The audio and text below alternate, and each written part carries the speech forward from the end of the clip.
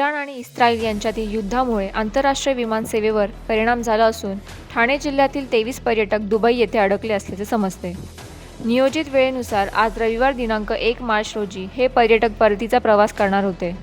Dubai येथे tour manager Manish Sanap यांच्यासह एकनाथ धानके, गुलाब धानके, शिवराम वाळिंबे, शुभांगी वाळिंबे, केशव वेखंडे, कविता वेखंडे, मधुकर पाटील, मीनाक्षी पाटील, बाळू गायकर, वनिता गायकर, दशरथ हरड, शारदा हरड, किसन मोहापे, मीरा मोहापे, परशुराम गायकवाड, शुभांगी गायकवाड, रमेश धलपे, लता धलपे, वासुदेव शेलार, सपना शेलार, करुणा कापरे, अनिता धानके हे पर्यटक अडकले आहेत.